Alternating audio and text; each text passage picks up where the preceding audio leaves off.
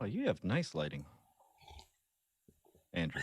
Well, you both look amazing. Like, what cameras are you using? I'm using an A7 III. Damn. Using a Fuji X-T4.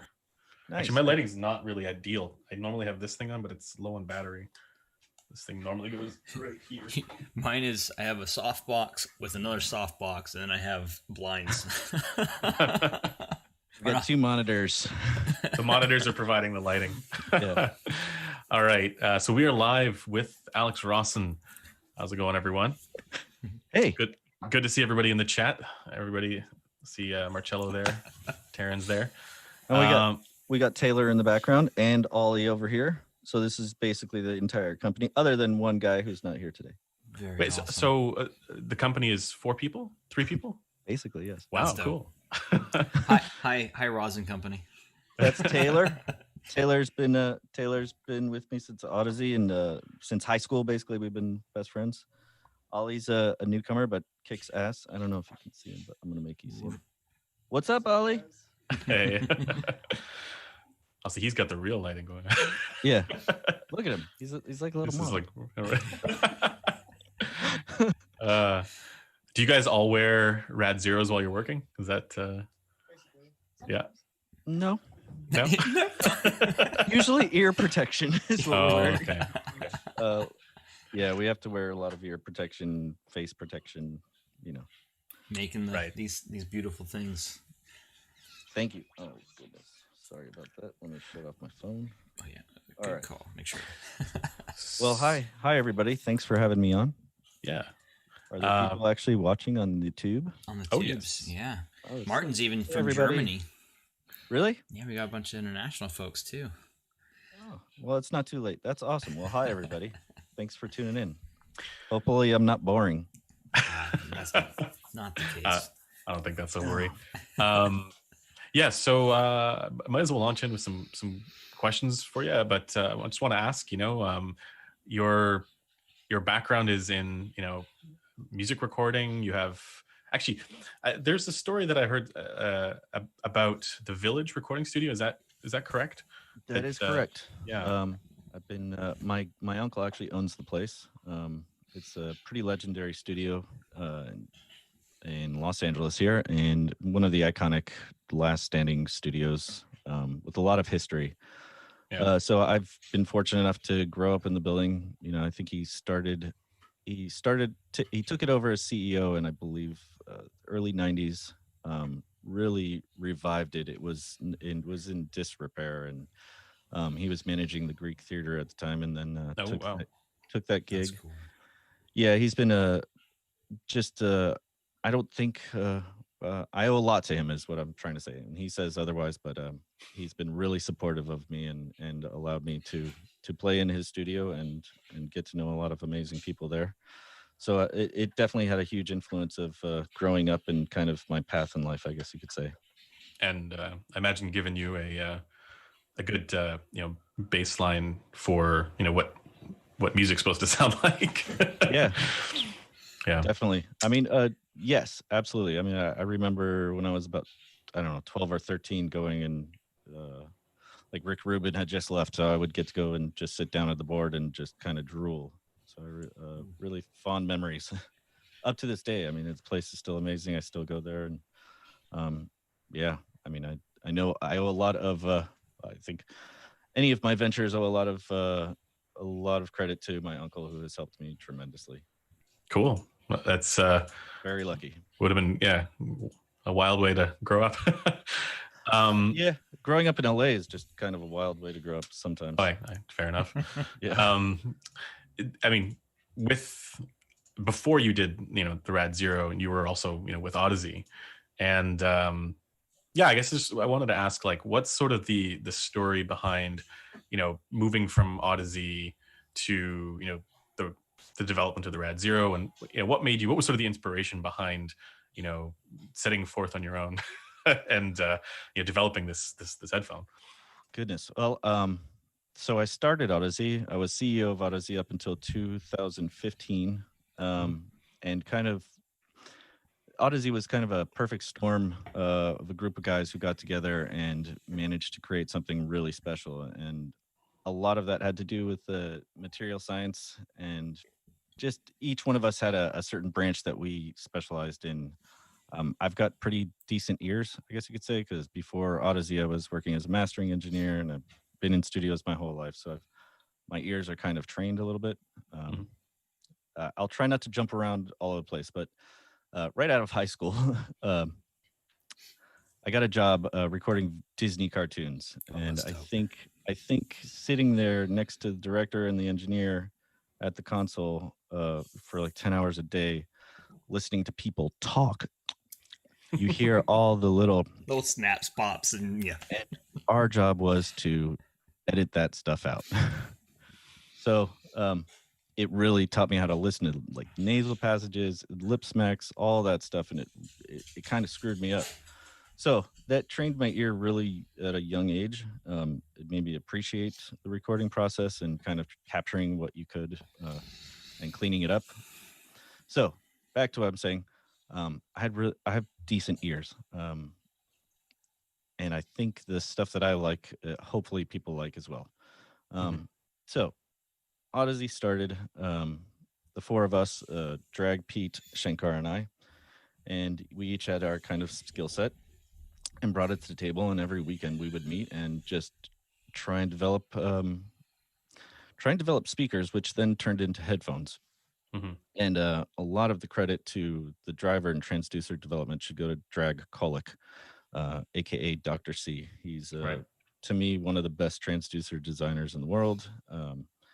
And a lot of the material science would then be credited to Pete, one of the co-founders as well. So I think between all that and between the ambition between Shankar and I trying to push something forward, it was kind of a perfect storm, and we did this on all of our free time. I remember waking up at 6 to have to go ship boxes or answer support emails, and then go start my day at Technicolor and work 10 to 12 hours there, take my lunch break, go ship boxes, then after work go and just try and build this company. So we start off with speakers, realized that wasn't going to work out very well, bought a off-the-shelf $30 Natty headphone and replaced the drivers, and that was the LCD one.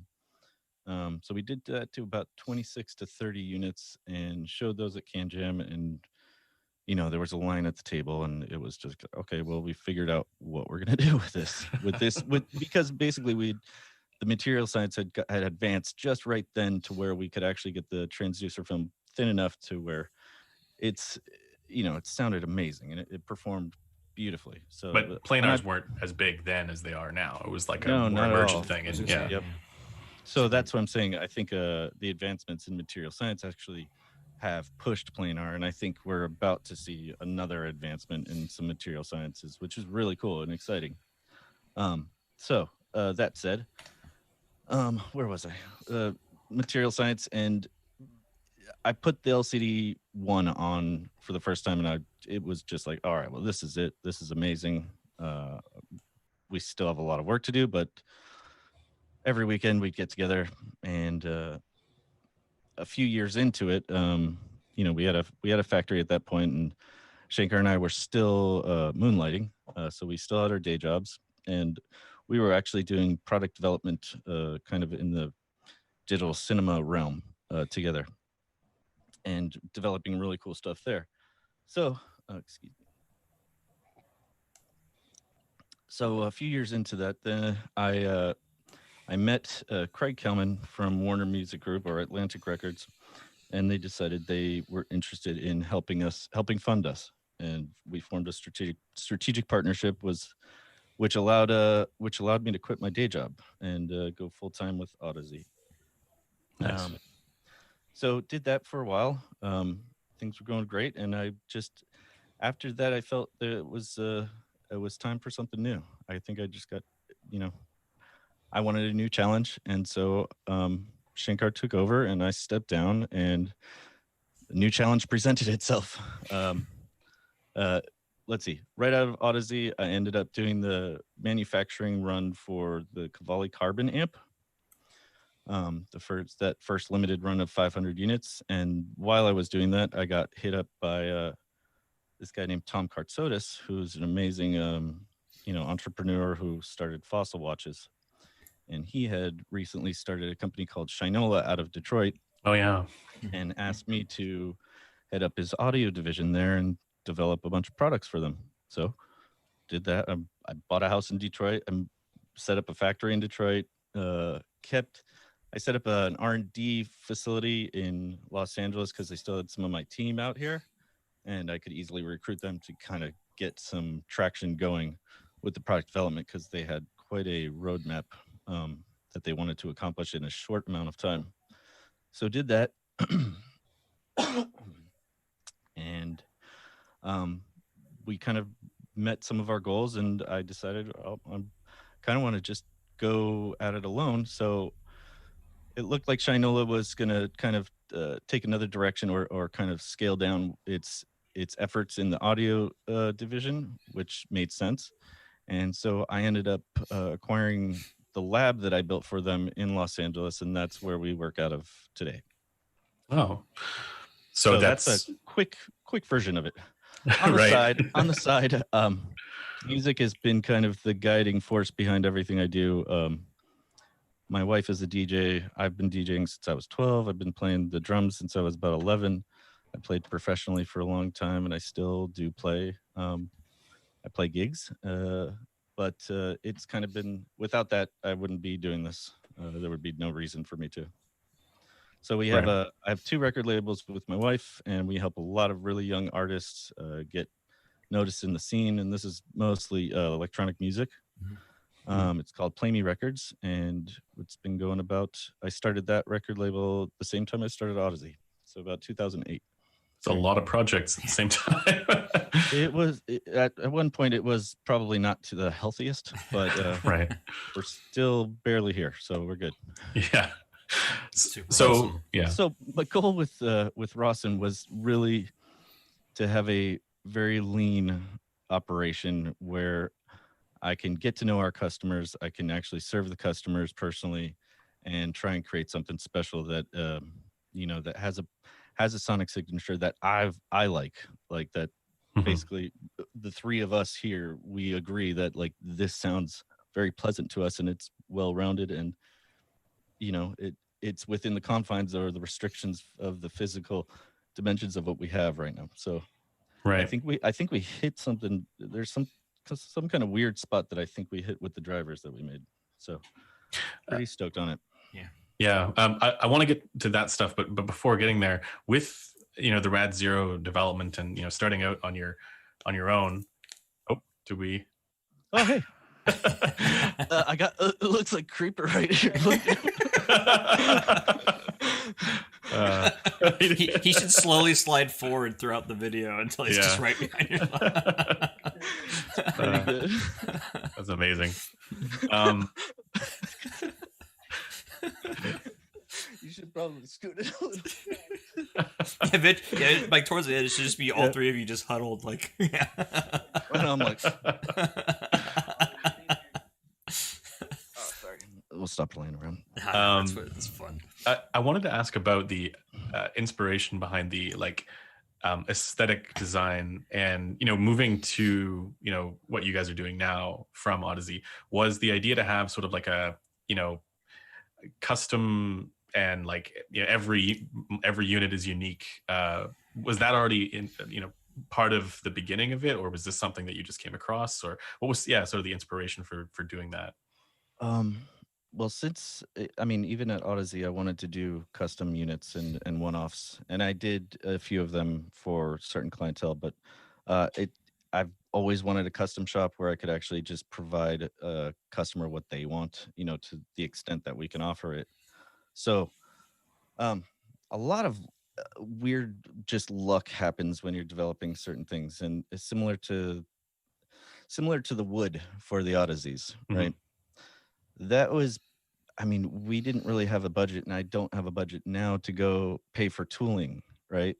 And the upfront cost that's involved with that. So you take a material like wood that you can just carve, makes it a lot easier to prototype. And luckily, there's some beautiful woods out there, and that makes it very unique in its own right. So it's a similar story here, but with a lot more control and something that I could actually do in house. So I've always been into kind of, like micarta and stabilized woods and pen blanks, I guess you could say. So it stemmed from that, really. It Right. stemmed from being able to have some form of creativity in something that can be very just tedious, building headphones, right? Same parts, you get, tray of parts, and Right. it's always the same thing. So this kind of makes it so it's one, pleasurable and exciting, because every time we make something cool, it feels good and it makes customers happy. And it just gives us flexibility, really. So there's like two parts to that. One is that it allows the customizability for the customer, but then also it's way more fun to do, to make. Yeah, and I put a lot of money into the driver, so I really didn't have. Everything you see on the headphone cost money, right? Yeah. It's nothing is cheap when it comes to product development. Luckily, I've formed some really nice relationships with my vendors, and they're able to do low MOQs, right? So Mhm. I got very lucky with that. And try and take care of each other, but it really is the confines of budget, and also on top of that, that's what I mean by the luck, is that luckily the medium that we chose, which is not a new medium, in years I've been doing this for a long time, is something that personally, I guess, fulfilling. Right. I think they're fantastic. Yes, I know it's not for everybody, but and we are planning on doing other materials, but I think this one was just a good start to get some eyes, I guess you could say. Other materials, as in like for the Yeah. the Yep. I don't know what to call this part. The I resin.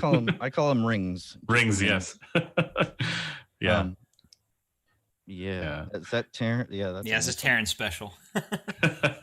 So yeah, he came here and made that. That was very cool. And that was another thing. It was that I can invite people to my lab to come and do this with me, so they can pour their own. They can Yeah. they could even come back once it's sanded and polished to do the final assembly if they were into that. So Yeah. it's kind of hoping, hoping to have a lot more visitors, but with the whole COVID thing, it's kind Of course. it's not easy to get in here. For the like the rings, what exactly is the material that makes up this? It comes from Michigan. It is called Alumalite, and Alumalite. Okay. Alumalite clear. It's some of the good stuff. I haven't found better stuff, at least domestically, than that. Right, and it's sort of like a resin kind of thing. Yeah, it's epoxy resin, a very fast one. So each one of those, basically, once I mix them, you get about 6 minutes until you have to. It's a very quick process. Yeah. So you have to know what you're doing. You have to have everything ready. It is. Dude, I start sweating sometimes because I'm just like, shit. My ADHD would be a bad thing for this, I have a feeling. No, it's actually a good thing. I don't get too bored with all the colors. That's right? a good point. fair. Yeah. Right? I think I probably do have ADD. So it's like, all right, cool. Well, it's always exciting. Anywho, one of the things with this type of epoxy resin, it's very fast curing, and you got to get into a pressure pot or a vacuum pot before the bubbles occur. And that's, you'll see sometimes we'll put units on our site that are B stock because they have just tiny little dots that are, to me, imperfections. Mm-hmm. And that'll really ruin the day, because you get through, cutting them, CNCing the rings out, then sanding and polishing, and you're like, oh man, it's got some bubbles. So real quick, sorry to interrupt. Alex Otis is actually in the chat right now, and I see you playing with something. Tease. Sorry, just a real quick tease. Can you see it? Yeah. Let's see if you can see this. Oh, so nice. No, you can't really see it, but maybe we'll... So for those unaware, Alex and Alex Sotos are collaborating on a design, a custom design aesthetic, and he's got the rings ready to rock. Yeah, they were just. I think he was just saying he just finished the rings. Literally this morning, so There's been a little bit of a delay. So here, check this. Oh, yes. Oh, yeah, that's nice. That transition right there. So this is the first time Alex is actually seeing this, and don't I would usually either FaceTime with the customer or take decent pictures so we could move on from this point. So I'm not sure if Alex is going to like this. I can show you what he sent me, which, like I said earlier, was more than most people do, which is amazing. And something to keep in mind too is these things don't in person they are exponentially brighter and more beautiful. It's really hard to explain. Like trying to capture these in pictures is really hard because they're so beautiful in person. It really is. So this is what Alex sent to me. Thank you, Alex. By the way, this is the best custom sheet I've ever gotten. And then let's see if I can show you what we got. So it looks like we got the wood down, right? So the placement of the wood. So I'll put this into a mold, and first got to cut the wood and then put it in the mold. It's a flat mold. I could probably show you guys, but it might be boring for some. Anyways, so let's take a look and see, because it's the first time I'm actually seeing this as well. I'll turn on this. I mean, this is something that I imagine would be fascinating to watch, in real time as it gets developed. See, like I'm sitting here just like, well, yeah. It's like, and he said that, I was like, wow, like I'm just totally mesmerized. I wasn't even thinking of like talking. I was just like, so, goddamn, let's see. Interesting with the addition of the wood as well. Yeah, we can put whatever you want in there, as long as it doesn't have moisture. Is it like well, that's what I noticed with this one that I'm wearing right now. This has gold flakes in it. So beautiful. Yeah, that one's pretty cool. Pretty awesome. That's the first one I've done with those flakes in it. That actually came out correct. You have no idea. I have bins and bins of these things that are scrap because either one tiny piece of the cut is off, or the CNC was misaligned or something. But hundreds and hundreds that I've had. A lot of practice has gone into this. Yeah. So these cool. are notices. I will once I take some pictures, I'll share them with you guys as well. But we'll probably end up doing another round of this just because I think I can get it closer to what he wanted, but that's really up to him. Oh, yeah, those are really pretty. Beautiful. Thanks. They're pretty these actually aren't bad. So yeah, I've done a lot of custom ones. Let me go back out of here. Sorry, one sec. Yeah. So a lot of custom collaborations, custom units for clients. I can show you guys some here if you'd like. Yeah, you go, and then yeah, sorry, go ahead. I wanted to. There's a question I want to have once you go through the customs and stuff. I want to see those for sure. I don't want to disrupt that. See if I can get these in. All right. All right. Let me share my screen. Let's see. So I'm just sharing my Lightroom custom units. Some of these are smoke. Oh yeah, that is smoke. We'd really dig in. Oops, sorry. Let me slow down. I'll start from the beginning of them. So some of these are actually units that either artists have come in to make, meaning like music artists come here quite often to build some headphones. These are artist headphones. This is a customer from Michigan who's amazing. Yeah, what's cool is the people that do end up finding these and getting these, just they love them. I mean, that's what is keeping me going lately is the feedback that we get from the customers, really. Because I don't advertise. It's really, you'd have to know who we are to find us and be interested. And so the ones that do find us from, I guess, word of mouth or forums or you guys or whoever it is, end up being really good customers. And I've had some repeat customers from, names I recognize from the early days of Odyssey as well. So it's been really cool to see that as well. I noticed for a lot of these designs, there's a lot of really intricate color combinations and things like that. Do you ever have people who are just like, I want just like a black one? Absolutely. Yeah, that's awesome. And they're very cool. I love the toned down ones. Yeah. Yes, absolutely, and we can make those, and eventually we will make solid Oh yeah, I colors. love that white and black. Like Oh yeah, I saw that that one speaks to before. me. That one was Oh really pretty. Yeah, I've seen that before yes. Yeah, somewhere. I don't it's know where. gorgeous. That one I made for actually Zeppelin out of you guys That's where I know. saw it. Yes, Zeppelin. Yeah, Ah, Yes, okay. that's where I saw it. Yeah, those guys are great. I like talking with those guys. they're wonderful. Yeah. They are wonderful.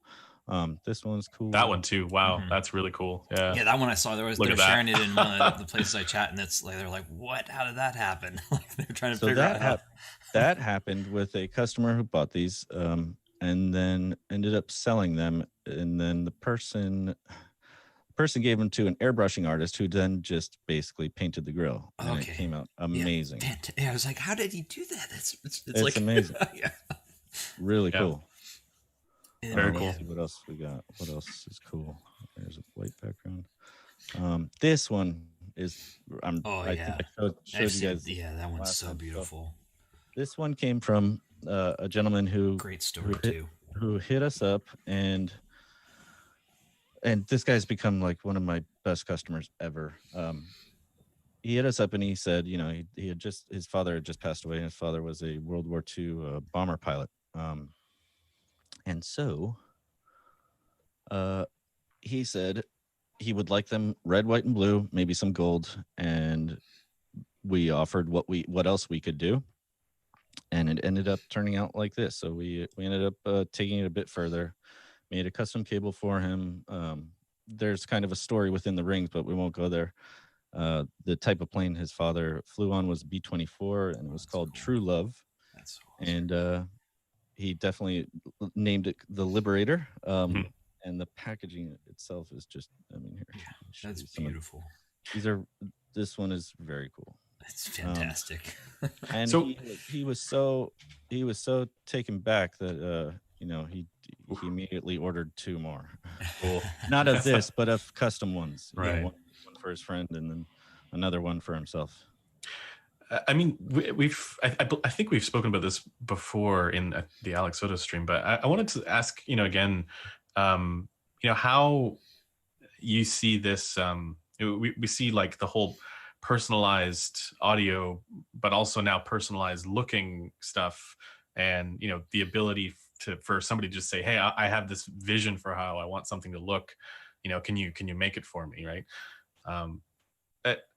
It's so fascinating to me that it goes beyond just a thing that makes sound. Mhm. It's now a much more interpersonal and like unique experience when you have your own thing that nobody else has. I mean, this is something that I personally love it. That's something that's yeah. We've talked with Tyler about this a lot, right? I mean, this is the same thing with a lot of the ZMF headphones and things like that, where like every single one of them is different in some way, and in Odyssey as well, with some of the grains in the wood and stuff like that.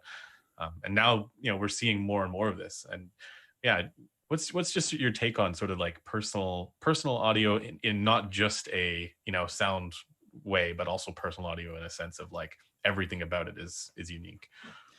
Yeah, I mean, who doesn't like something that's Exactly custom made? Yeah. And who wouldn't like to be part of the process? I guess you could say, whatever it is. I mean, you look at all the luxury car companies. You look at some certain watch companies. I mean, people love custom made stuff, or to be a part of the process. And I think that's really what kind of been a motivation for this business model right now. We'll see what happens with it. I will always do it as long as I can, and continue to do this as long as I can. But there's something fulfilling for me as well as being a provider, is to be able to work with something and make something special that they feel excited to actually use when they get home. And it's not just something that goes on the shelf. Right. And They sit and they have it ends up being somewhat of a personal connection once they start listening. Well, that's what I was going to say with headphones specifically. There's an excitement about, this is my special pair of headphones that brings me into my experience, of my music, and all of that is all sort of wrapped into one there. Absolutely, which is really, really cool. It's personal audio. Yep. Yeah. I wanted to get into some of the technical questions as well. As we look at these gorgeous, I like this one because it's got a different, like one side is different from the other. Yeah, this one It's was pretty cool. this one is called Trumpet. Amazing guy out of New York City, and he wanted something that was inspired by Basquiat. Yeah, he shared it on the forum. Oh, he did. Yeah, we have Oh, pictures of oh, it on the forum. he's great, Yeah, man. That really guy, cool. such a pleasure, and these guys are so nice to work with. You know, it's cool to get to know some of the customers really well. Yeah. Super awesome. I love the community factor too. Like that's such a, then it's, you can all combine and combine. You can all come together around the, you'll have unique things, but you can, this ain't Voltron, sorry, but, you can come together and like, everyone can appreciate the beauty of their headphones while at the same time appreciating the music that enjoyment that they get from them as well, which kind of Absolutely. speaks to the other part is like, I want to ask what, because you're a musician, you do mastering, or you've done mastering, you do mastering, long history there.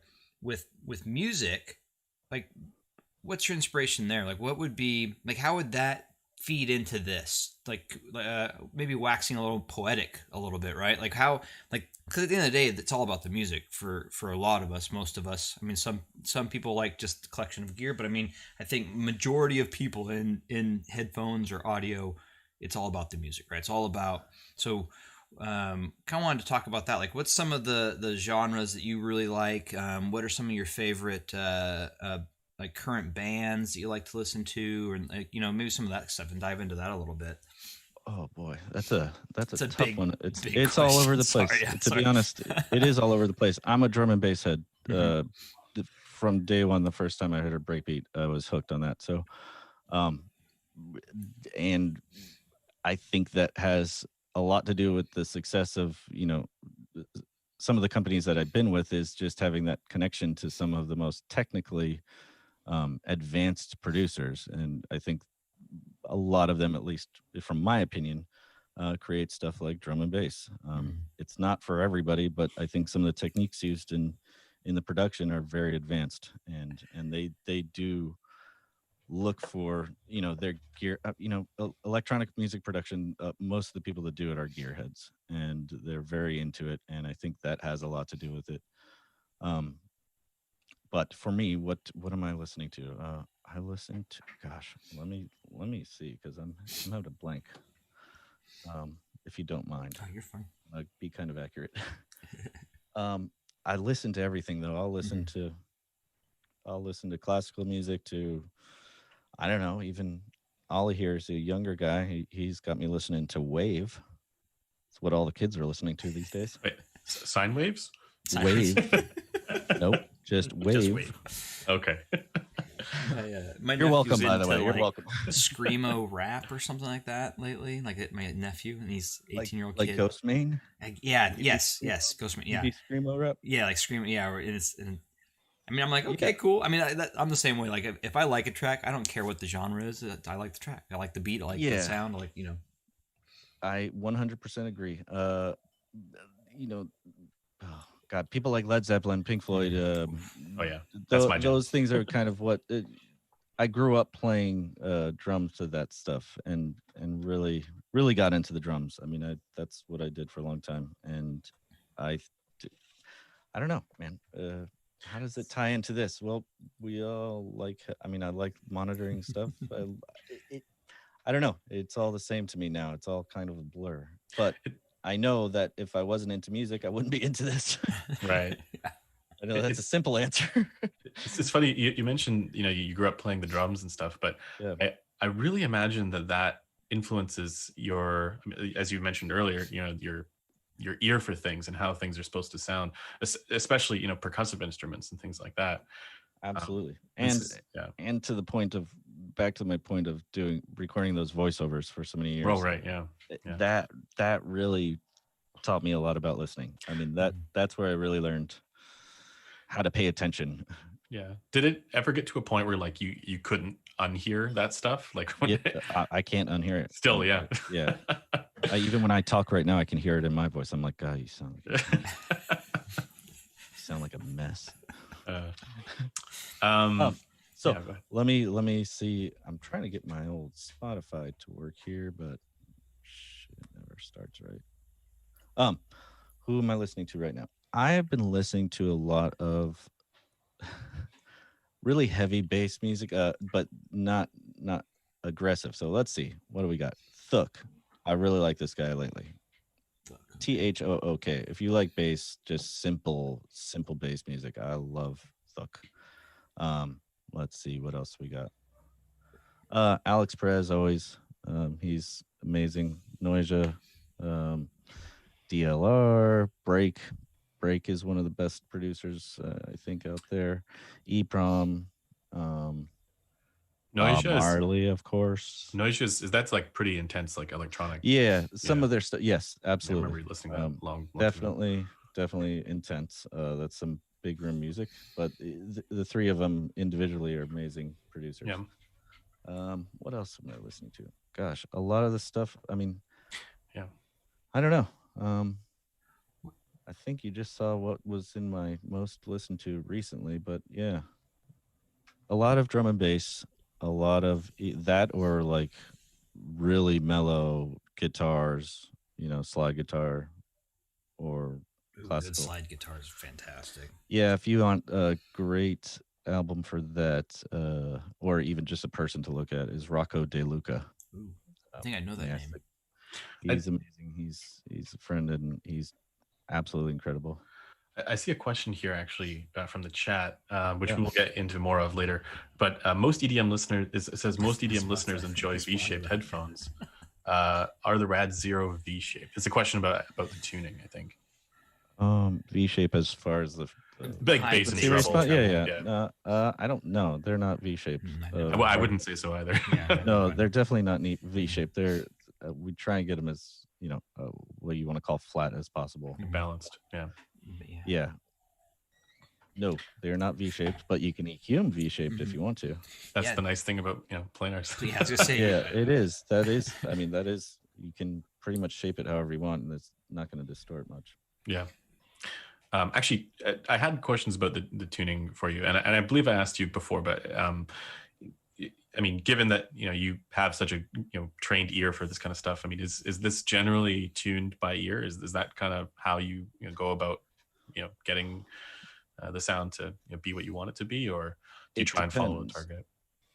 Do I try and follow a target? No, I don't have a target. Okay. We do refer to our measurements quite a bit, and that nothing leaves here without being within those tolerances. But I think the tuning, as far as planar goes, you tune it with whatever your cavity is, and the tension and the dampening, etc. The ear pads. So I think the tuning depends on the size of the actual usable area of the transducer.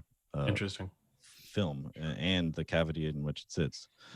So as far as tuning goes, we try to improve what we see and hear, but it's a little more difficult to then tune the headphone a certain way, because you're tuning it this is just my opinion, you're tuning within the cavity and every other little variable within that driver, I guess you could say. So tuning it, we spend a lot of times on the ear pads, a lot of time with dampening, a lot of time with the tensioning, and that I guess is what you could consider tuning. So the driver wants to do what it wants to do, and it performs pretty damn well. So it really just becomes what I call chasing the dragon after that, really just fiddling. Right. And Taylor behind me is the master at fiddler here. We can't see it. We're still on the green chair. I don't know if he's still creeping. Oh no, he left. He's actually on the other side now. No. Yeah, he is. He's just behind your back on the chair. Hold on. But yeah, it just takes. I mean, I guess you could consider us like almost like just dudes who are really passionate about this, that are DIYers, that are really doing our best to try and make these things as solid as a rock, so that 10, 20 years from now, you're still enjoying them, and they sound as they are optimized before they leave this place. Right. I guess you could say. So, but as far as tuning goes, I've tuned other headphones and I've tuned them via DSPs and whatnot. So there is a certain sound that I gravitate towards, and like I said earlier in the stream, I hope people gravitate towards. I don't think I'm one of the guys that does not think there is a best. There's really just character, and then physical constraints. So to me, I don't I don't really have a favorite headphone. I have headphones that I enjoy, but when you have the mentality of there is no best, it kind of screws things up. For sure. For the actual like transducer, is this something that you guys develop as well, or Yeah, do you? Yeah. everything, Wow. Okay. everything's done here. I do import the things that make sense, like some of the metal components I import, the headband materials, Mhm. but everything else is done here and was created in this building. Cool. I mean, you mentioned earlier about the various different stages of planar magnetic like film development and material development. Um, can you tell us anything about sort of like the actual diaphragm itself, or the film, or It's what's really going on? robust. It's really strong. Yeah. It's it's very strong material.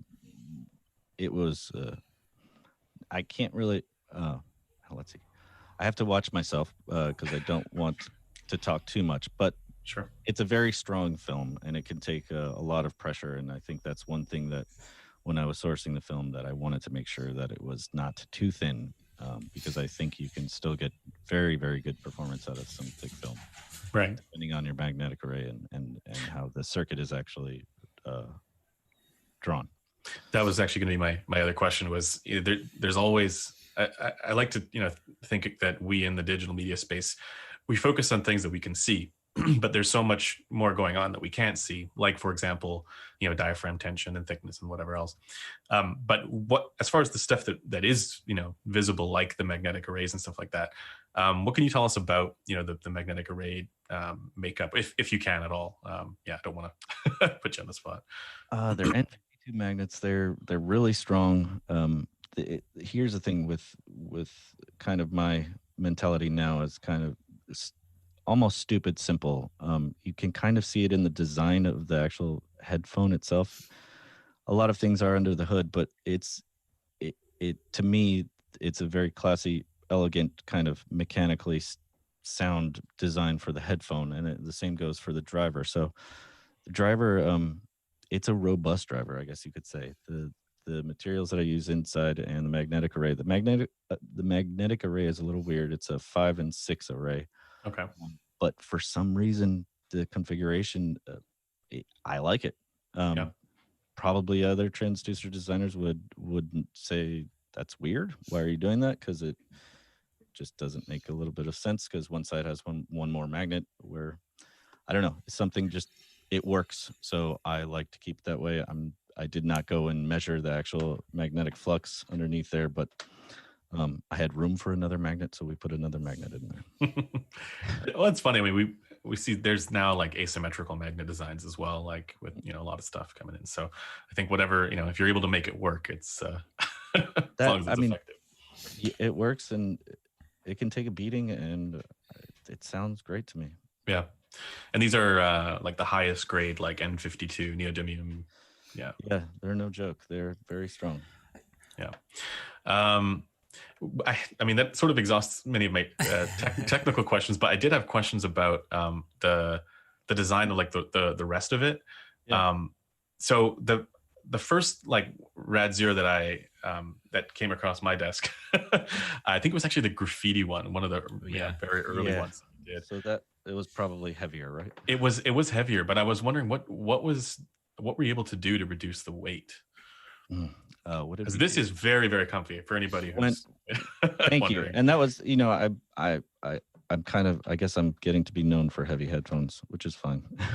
No, but this one, they're only around, they're much lighter than the. They're still heavy. I mean, you know what the magnets are really what weigh the most. But what did I do? I changed from stainless steel to aluminum on a lot of the metal components very quickly. So I bought a bunch of stainless steel and I was like, this is really heavy and it's a little too heavy. So that's, took the hit, kind of scrapped my stainless steel stuff and had to get aluminum.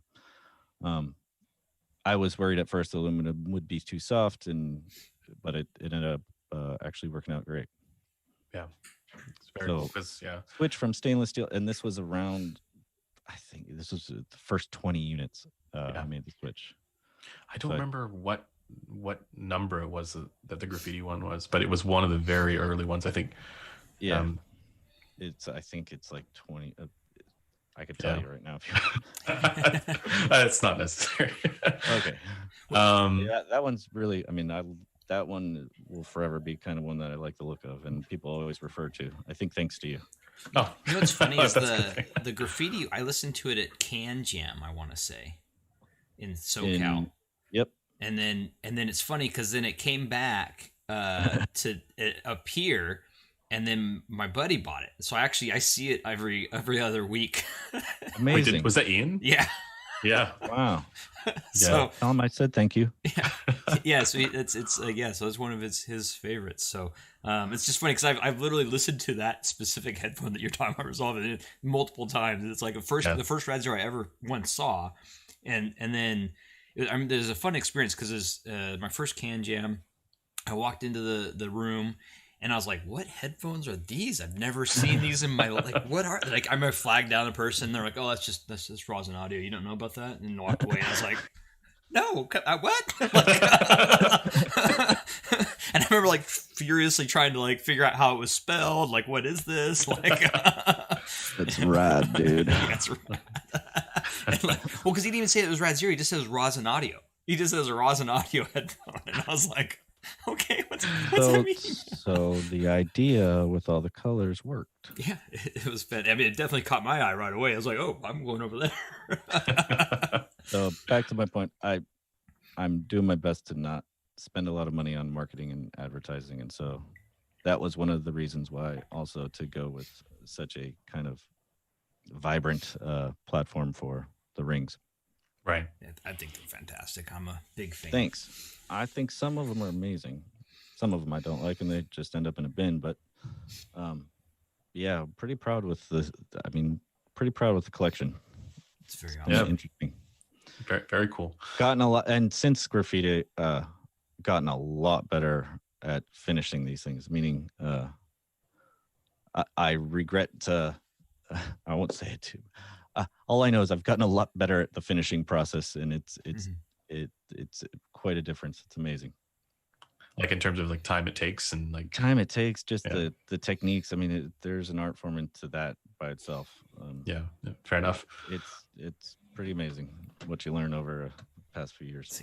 I love that too. And I never thought I'd be until I didn't think I'd see myself sitting in front of a sanding machine or polishing machine, doing arts and crafts all day.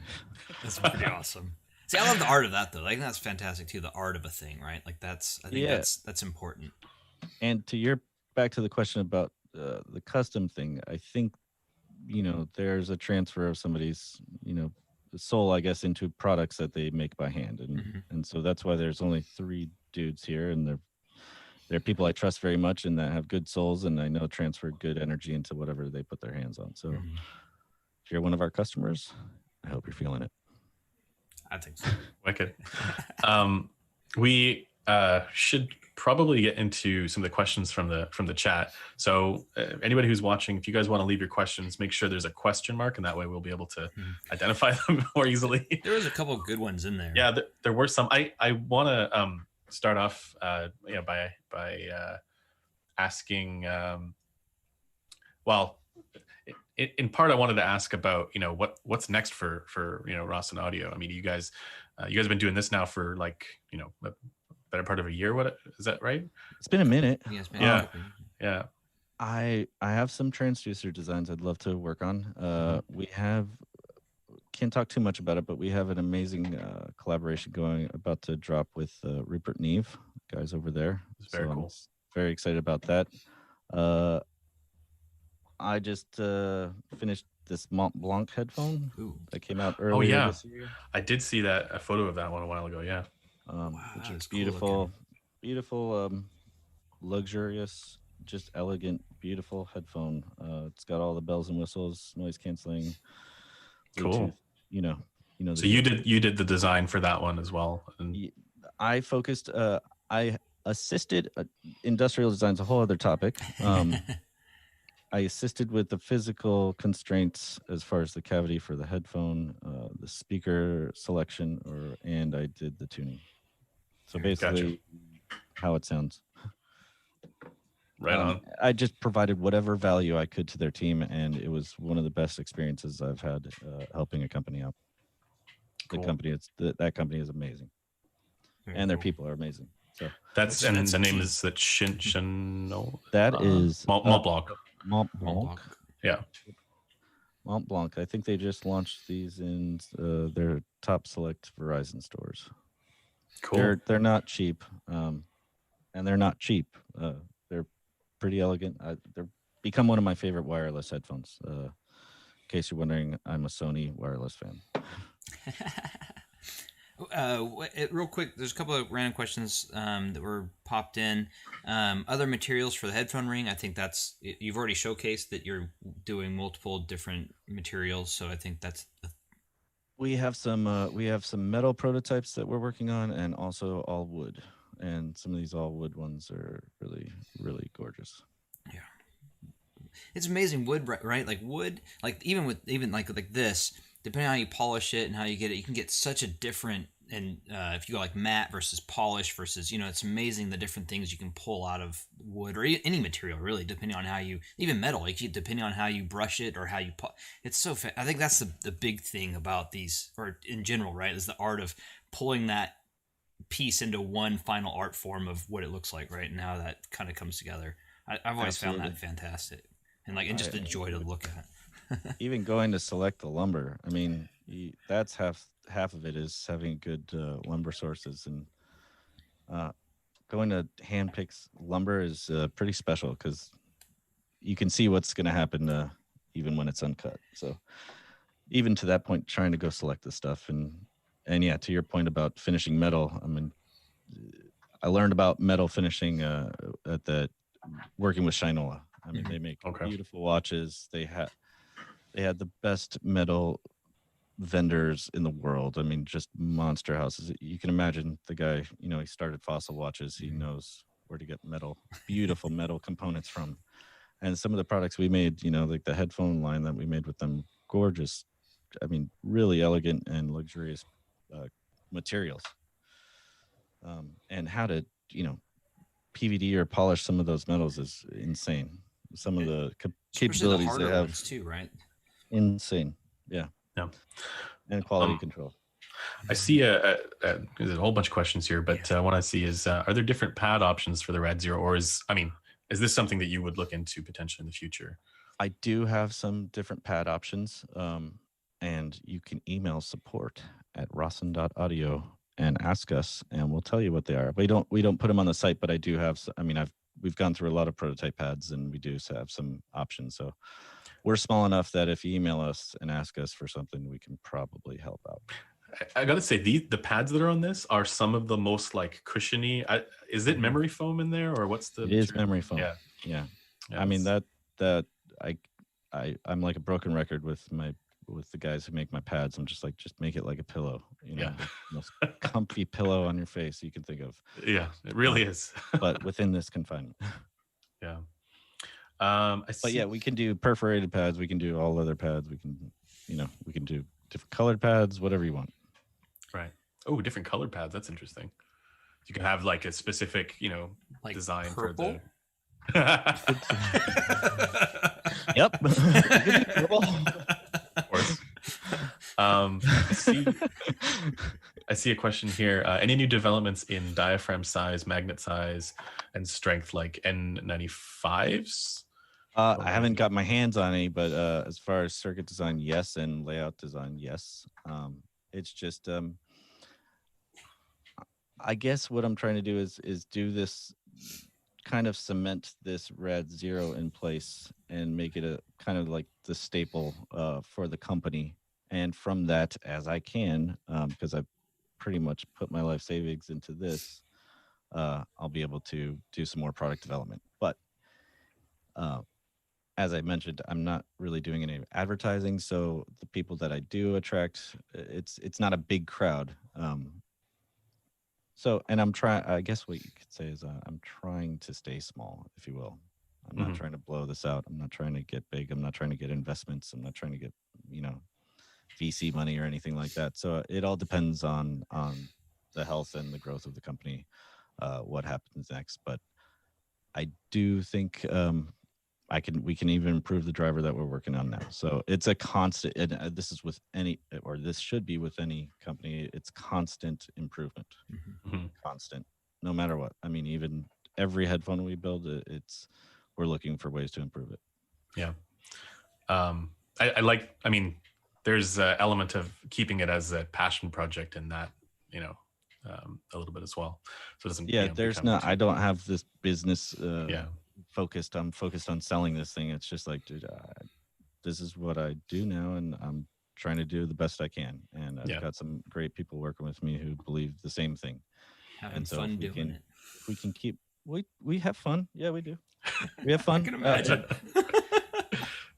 Yeah, it is. It is fun because really, I don't know. I guess that was my thing. I just come out of, you know, a couple big corporate endeavors, and I wanted to try something else. I guess you could say the opposite, where it's minimal opinions and a lot of progress and productivity and creativity, and like I said, trying to have a more personal relationship with some of the clients. That's awesome, man. That's it's inspiring. It makes me want to build headphones. Well, come on down. Well, yeah, one day. Well, actually, it'd be fascinating to take a look at, you know. You guys are welcome anytime, as long as you wear a mask and wash your hands. And yes. Well, my wife's from down there, so maybe that will happen. You should. Well, I don't even know if we can get over the border right now. Well, for me at least, but Tyler can. Maybe Andrew and Taryn could maybe you could go on assignment. Yes. Yeah, no, I'd love to. It'd be awesome. And if they're listening, hey guys, hope you're well. Congrats again, Andrew, on the baby. Yeah. Oh yeah, he was in the chat earlier. I think he's watching. I see some more questions from the chat that are pretty interesting ones. Is the RAD-0 sealed front volume? Does this mean putting perforated pads on would break that seal? So meaning like sealed front volume, like here? No. Okay. And let it see. It's almost unmeasurable what the pads do, but it's just a preference, really. I think we get a tiny bit more low end without perforations, but it really then you're chasing the dragon once you go into that realm where it's like, okay. Yeah. But does it? I would say it takes less than a quarter of a dB of low sub frequencies. Right. Here's another one. Are there any plans for a closed back RAD-0 at some point, or is this something you'd consider? Yeah, I plan to actually make them convertible. Cool. Initially, my goal was to make the whole headphone modular. So, like when we do come up with a new driver, if you wanted to swap them out, you can swap them out. I love modular stuff. I love customer upgrade paths where they can do it themselves, or it's easier. It's not just like, oh, you got to buy a whole new one. That's my dream. We'll see if we can actually make it happen. But as far as closing these, yes, it's on the radar. And yes, I do plan to be able to, you won't have to just buy a new one. I'm hoping that the actual material can withstand screwing and unscrewing multiple times the grills, or B, we figure out another way to attach them. But I hope to sell cups, not, you know what I'm saying? Very cool. So yes, I'm hoping within 6 months we'll have something we can show customers. I'm really looking forward to that. It's really not easy. It's not easy to do. What are some of the challenges for all the resonance in the within that cavity? You got to actually dampen it really well and find somewhere where you can tolerate, really.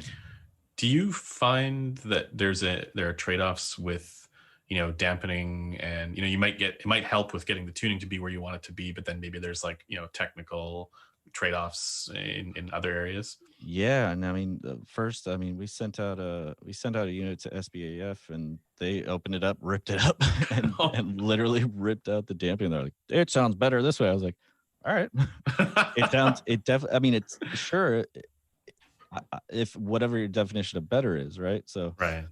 It doesn't sound better to me if I have to sit there for 2 hours listening to them, because I'll get a little fatigued. But some people like really, really bright treble, and for me, I like a warm headphone. I understand it and appreciate treble, but I'd also like to not be fatigued. So that's really the wave we try and ride is like, sure, you put on a electroset or another really, really high end headphone and you're going to hear a lot of sibilance and whatnot.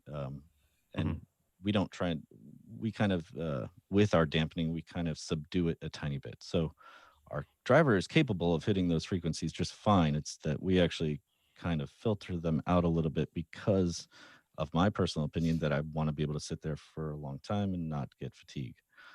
Right. So I'm not saying to do this, but and if you do, you might void your warranty. But if you were to open up the dampening on your RADs, you would hear a lot more high end. Right, and that's between the driver and the grill. That's just the, I guess you could call it's the paper that we actually glue onto both sides of the driver. Oh, okay. So you don't have to open the driver. So that that's the only dampening that we do. It's just a filter. Right.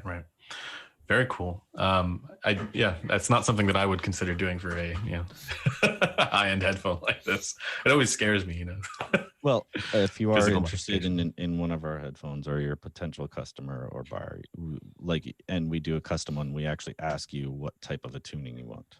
Oh, see, that's very cool. That's something that it's right in the, when you go into it, I was looking through that. And it's really cool. So, and it's something we can control. And some of these things are very subtle, but to somebody who's spending this kind of money on a headphone, they probably understand those subtleties. Test Tech keeps asking over and over again. I see that. Yeah. Tesla level of the driver. This is out of my realm, so I'll let you ask. I think that's from the, if you check out some of the Bear Dynamics marketing material, they refer to like the magnetic force as Tesla levels. Yeah. No, I don't have that number. Sorry. Yeah. You need certain devices to actually measure that. I just don't have it here. They slam. I'll tell you that much. It's fantastic. Absolutely. Well, that's the thing is like N52 magnets. Those are really powerful magnets. Yeah. So like I don't know if there's anything else that uses N52s. I saw N50 for some, like neodymium N50 was around in some of the Odyssey stuff, I think. But no, I mean, N52 is like high grade neodymium. It's really difficult to pull them apart. Yeah. Yes. and I will say, not compared to 1990, but I know from the Focal Clear, I believe from my recollection, these slam harder than the Clears. But I don't have Clears, so I can't really definitively. But from recollection, I do think they definitely slam. And big question of people, without for a lot distortion. Of people, like what slam even is, right? Yeah, they pound, bro. They just pound you. Yeah. They smoothly pound. They certainly have really good bass extension too. So, they smoothly pound. It's great. Gentle pushes of slam. I just want to say thanks to anybody who's tuned in. Thanks for being interested, and thanks for the support if you are actually supporting. These are fantastic. I've been sharing a couple of pictures with a bunch of people on different realms too, like not necessarily audio file types, but they do appreciate music, and I was sharing pictures, and they're like, okay, now I'm saving up for some RAD-0s. These are fantastic, and I love them. So it's amazing how much people are really. It's funny the keyboard. So I'm in a bunch of different keyboard. I made my first keyboard recently, which was amazing. I was pretty stoked. You did it? Yeah, I did the soldering and the whole the Alex Soto soldered thing. It. Damn. And I went in. I went in hard. Yeah, I even did the whole pull the switches apart and lube all the different internal parts and put the film. I have a lot more respect for those people that do that. It's a whole world right there. I mean, it is amazing. It's a whole other beast, but it's fantastic. There's actually quite a big following of RAD-0s, and I think Alex Otos is a big part of that too, because he wears them all the time, and it showcased that. And they're way big. Like if you look at all the custom spaces, right? So it's kind of like that, right? The making the space yours, kind of going back into like making the headphones yours or making the things yours. They do a lot of acrylic keycaps to the wrist rests, and so like you can really, especially with these, like it just ties so well together into like making the space yours, and like you could really do some really cool things. I've been reaching out to some of those guys that do like the the miniatures inside the keyboard. I think it'd be awesome. I'm just like, let's collab, and we'll see what happens. So if anybody or Alex, if you're listening, tell me who to collab with. I want to make like a little world in the ring. I might have Very somebody cool. I might ping you with that's up and coming, so maybe I'll do that. Awesome. And actually, her husband is he's trying to get into the music stuff too. He's learning how to mix and stuff on his iPad and Awesome. laptops, and he's young couple getting into it. So pretty cool. I'm just seeing some more questions in the chat here. Has Rosson been to Burning Man and taken No, I haven't. I can tell you, I've gone to a lot of festivals. That is one that I haven't. But my friends have from day one. I used to have to get the generators ready that actually would go out there. That's a whole other long story. But I have a lot of Burning Man friends. I just have not made it out there. I don't know if I will. Now there's a point in your life where also it's not really a like for me. I have a daughter now. I have a kid. Yes, I don't have kids. I don't know. I don't know. I just saw that dust. You know what I mean? Like, oh yeah. Oh dude, yeah. Oh, I took my new puppy to the dog park randomly, and I live in obviously Pacific Northwest, and there was just mud everywhere, and I had this weird, like usually I don't care, but also I had this weird moment where I was like, this is gross and muddy and disgusting, and I had this very like acute like ugh. Like You're describing Vancouver for like 4 months of the year at least. That's pretty much Seattle too, but I'm sure I'd have a life-changing experience though. You know what I mean? At Burning Man? And I have so many of my friends go there religiously, you know. So I don't know if I'll make the Mecca, but I've gone to my fair share of desert parties. So I don't know. Fair enough. Seeing some more questions coming in here. What are your thoughts on the RAD-0 sound signature differences compared to Odyssey, some of the traditional Odyssey ones? Yeah. Sorry. Yeah. Truth. Sorry, Elric. Yes, gross. I think they all sound amazing. They're amazing, all of them, literally. Yes. What are the differences? Well, I think he's looking for tuning differences, like if there's anything that would have been done, like I don't know. I mean, well, tuning difference. Look, the size of the driver is different. The circuit is designed differently. They got different impedances. The cavity is it's a whole different product. So it's hard for me to say like it's a planar. It sounds like a planar, right? I think it's so subtle when it comes to that stuff. I don't know how to answer that. I try not to compare them to Odysseys. Really, I can give a little bit of an answer because I've just recently been evaluating. I'm the wrong person to ask about that because I'm just the wrong person to ask. Yeah, there's a little bit of similarity in the sense of they both have kind of like a relaxed upper mid range, and it retains a little bit of the warmth. At least this one, but yeah, to me it's not as subdued in the upper mids as like the LCD2 for example and the LCD-X. But the thing with a lot of the Odysseys that I've noticed is that over time they've had multiple versions as well. So, I can't really comment on stuff that I haven't heard. So I don't know if it's fair to say across the board. So that's just been my experience. That these ones are very, very. I like to use the term balanced sounding. Yes. Non-fatiguing and balanced. That's kind of how I would say that as well, and that's kind of what the goal is for me. Yeah. Definitely. And like I said, I think all of the Odyssey headphones sound amazing, and like I said, Dr. C is one of the best in the world. So it should sound amazing, and wouldn't be here without him, to be honest. It's amazing. I see a whole bunch of questions you're asking if there's any plans for a Rosson audio headphone around $1,000. Yeah, I'm doing my best. I am. To be honest, once I can find the right material and then do a mass run of rings, I'll get it as low as I can. But not, like I said, at the quantities that I buy stuff at, nothing is cheap, right? Fair enough. You have to have a lot of cash to actually bring down that cost. The quality, the art, the time. $1,000 is a lot for a headphone, so it should be high quality. I would not sell a plastic headphone for $1,000. So, in due time, I hope before the end of next year, we have something around $1,500. Yeah, that'd be very cool. Either that, or I figure out how to make these, less expensive. But right now, it's each one of these just costs quite a bit of money. Yeah, and time, a lot of time. Lots of time. Yeah. I have just one question that I saw once earlier on, but I totally missed it. What's your take on EQ? I think you touched on this earlier as well, but for people who are like using like equalizer, APO, and stuff like that, I know Tyler's not as big a fan of EQ, but what's your take on that? What's my take on EQ? If you need to EQ. If something's bothering you, EQ it. If you want something more, EQ it. I've messed around with APO and I think it's amazing. I don't think about EQ too much, right? So I know what I'm putting in my head and I know what I'm listening to. I know what to expect. I think it's the same as like just room correction, right? Either you're into that or you're not. Mm-hmm. Some room correction sounds really good. Some of it sounds like crap and it's just not pleasurable to me. So I don't know. Maybe I can share some EQ settings with everybody. I don't know. I'm just saying, if that's what you're looking for, if you want to see a curve that I like, that'd be fantastic. I think. I mean, we could share it to the forum later too, so people can. Yeah, we could do something like that. Sure.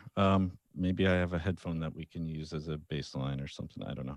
Not many people have these, so fair enough. Not that. But maybe let's talk about it. Maybe we can do something where I'd love to see other people's EQ curves. I mean, that's the personal aspect of it. Mm-hmm. Again, I try not to turn on EQs unless you're mixing something or something's standing out and you want to fix it. Right, because you would have been involved with that in like the mixing and mastering world as well, right? Yeah. So, yeah. And nothing against EQs though. Right. But in other ways of changing sound signatures slightly, we've asked you this before, but just for everybody who's watching in the chat, favorite source pairings for the RAD-0. Right now it has to be that the Fidelis, the Rupert Neve deck. There's something intriguing about it. It keeps me listening. I heard it at a show and I just couldn't really get up from the table, and this was at a show, and I'm it's not the best place to listen, but I was like, whoa, there's something here. Other than that, chord is amazing. I like, of course, head amp is amazing. Their Gilmore MK2 is a really powerful little kind of affordable amp. What else do we listen to? Darkstar, Ray Samuels, Darkstar. I have one of those. I loved Malvalve out of Germany. What else do we listen to, guys? Do you have a preference for tube versus solid state? For critical listening, solid state, of course. If I want to have enjoyable listening, and depending on the actual genre, tubes. I love tubes. I love solid state. Fair enough. I really tubes. If it sounds good, it sounds good. Yes. If it's a good tune, then it's a good tune. Yeah. So I'm not a snob when it comes to this stuff, but I don't know. I'm not a snob. I love music, and that's why there's no best for me. Right. And lately it's been hard to actually desire, but something really intrigued me about that Rupert Neve thing. And that's kind of why we're doing this collaboration, because been trying to work with those guys for years now. And, we had stuff in the works. So at Shinola, I made a modular phono pre-amp carriage for the turntable that we made. They were actually going to put a phono pre, sell a separate modular phono pre that went into there. So it finally felt like the right time to actually hit them up and say, hey, even Josh, the guy who runs it, he agrees with the pairing. It's amazing pairing for some reason. Cool. Yeah. Well, I didn't get a chance to try this with the Fidelis, but I definitely heard the Fidelis and was very impressed. It's a remarkable unit. So it's interesting because it might be kind of going back to your point of like how music and all the studio world ties this together, but I think there is something about that the design on that amp that is similar to what I'm trying to do, I guess you could say, which is kind of have a balanced, non-fatiguing sound. And to me, that's what that does for me. It's a bit expensive. What do I plug in? Well, I'm plugged into a Crimson, SBL Crimson right now. And that usually is kind of my DAC on my desktop. but there's a few desktops around here. So Fair each one of them has pretty nice setup. enough. Very cool. The Ray Samuels Dark Star is amazing. I don't know if you've heard of that one. But I've heard of it, but I haven't heard it. Older amp, but just amazing amp. Yeah. But I also listen out of my phone to test stuff. So Right. you have to be able to listen out of your phone. Did you have like a specific idea for like how significant or how like easy or difficult it, drivability was, or was that something you were just like that's like an afterthought? No, it's you gotta be able to plug it into a phone. And right. I mean, you're gonna hear the phone, but it's gotta sound good. Yeah. Okay. Fair enough. Cool. So we've been going for about an hour and 20 minutes now. I think we got time for maybe like one or two more questions. Tyler, I'm gonna throw it over to you. Do you have any questions for Alex? Actually, real quick, because he mentioned it here. I was gonna hit you on the side about it, but maybe later if you could maybe grab or list out some of those tracks you mentioned, and I'll post it to the forum for people to kind of get some music discovery. Because you shared some with me, and I've added them to my playlist. So I'd love to grab that and post it if possible. And then are there actually people in the chat that like electronic music? I think there's a lot. Say most people. Most people. I'm a big fan. Well, Marcello's a huge fan. He was listening to. He's been a big fan right now. He's listening to. Why am I blanking on the name of it? It was. He mentioned it earlier, but it just came out. It's really fantastic. Why am I blanking? I listen to a lot of bird sound effects too. Just FYI. Bird sound effects? Yep. It's like Yoshi Horikawa. And he has when he's wandering with the birds, like or like frogs. Frogs, I like natural soundscapes. It's relaxing. I agree. I'm a big fan. Like lately, I listen to a police scanner all the time too. Okay, Spider-Man. Am I saying too much, guys? Yeah, it gets a little weird here sometimes with just these two dudes here. Gotta go a little crazy sometimes because you can't really tell what time it is. Maybe one day I'll give you a tour of the facility. It's actually kind of cool. Yeah, I love that. Right now I've got it. It's a bit of a mess because I'm actually preparing for a show. So I'll be playing some music next month on some big stream. Oh, very cool. With Wes Borland, who is the guitar player from of all things Limp Bizkit. Oh, that's crazy. He's amazing. He's one of the most talented dudes I've ever met. We did a 4-hour extended set at Moogfest a few years ago, where it's just him and I. We had to play for 4 hours. That's pretty awesome. Amazing. Moogfest? Is that like with the Moogfest? Yep. Yeah. Cool. So we're doing a shortened version of that, which is cool. exciting. It's good because it kind of puts your brain up. Yeah. Okay, I got to prepare for that now. So it's interesting. Anywho, I will share a playlist that I made for an interview I just did for a company called Perfect Circuit, who's one of our dealers. Oh, awesome. I have that, and I'll share that right away. Perfect. And can you add that slide guitar in there? Yes, absolutely. I would love that. And then, Knee Deep. He's awesome. Mogfest is dope. He was there. He's one of the keyboard guys I chat with. Awesome. And then Marcello said, "Faithless new album is all blessed." I listened real briefly to it, and Faithless, All Blessed is the album, and it's a fun listen. I will say that it's definitely fun. Okay. Man, we got lots of music to share if you guys are interested. So it's all about. There's always people looking for more tracks to listen to their headphones. It all depends on how wacky you want to get, I guess you could say. Yeah, I love the eclectic stuff. Yeah. Tyler's the most eclectic. I think. Well, I was going to say is I think most of the people in the chat are probably into electronic music or music genres that, like, I think I'm the outlier. If anything. Oh, I was going to say, like, maybe I know we were potentially going to give away a unit, but maybe we can like give away a discount code or something. I don't know, because there are people still watching this. Yeah, there's a bunch. if anybody's interested, actually, we have 83 watching right now, but I think the peak was a little bit higher than that. Yeah. Oh, must have bored them. What I was going to get at is if anybody's actually interested in our products and wants to buy one or was thinking about it, let Tyler know and he'll give you a discount code. Perfect. Wicked. Do I just do first come, first serve? Is that what's happening? That's the code. Okay. All right. All caps. You see, people are going to watch this later on and be like, "Hey, Tyler." Yeah. Well, no, the Email the inbox code is just like will expire. Yeah, will expire. Okay. let's it expires next Tuesday. So awesome. Perfect. there you go. That is the code, and if you are really interested, thanks, and you heard the code. So So also I'll post it to the forum. I'll create a actually what I'll do is I'll post it right below on the Headphone forum. So forum.headphone. If you go to the main one, there's the Headphone show, and then in that is the Headphone show where we post all these. And right below this one that we posted, I'll post the associated playlist from Alex.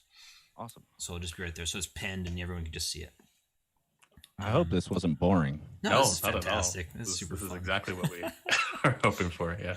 Awesome. I appreciate it. I appreciate you guys asking me and all the support. Dude, you rock. Yeah. No, that's awesome. Thanks for coming on, man. Yeah. Of course. Thanks for joining us. Anytime. And I'll crash any of these. You know, if you have Alex on again, I'm happy to just surprise. Yeah. Check out my arts and crafts. Well, yeah, like we've been saying, hopefully in the future when the world gets a little bit more normal, if it gets a bit more normal, we can go down there and pay you a visit, check out some of the stuff. Once Can Jam is back, you guys got to come back, and then Most we'll definitely. cruise to the studio too. You That'd guys be wicked. come check out the studio. Yeah. That'd be freaking awesome. Yeah. And once again, thanks for reviewing them early on, Andrew. I appreciate it. My pleasure, man. Your reviews are pretty honest, and I actually appreciate them. Cheers, man. Cheers. My pleasure. Alrighty, and with that, we should probably end the stream. So once again, thanks to everybody for tuning in. Thanks to all of your questions, and thanks to Alex Rosson and all the folks over at Rosson Audio. There we are. We're all here. Team Rosson rocking out. It's awesome. Yeah. Thank you guys very much. Alrighty. All right, so just go ahead and turn off the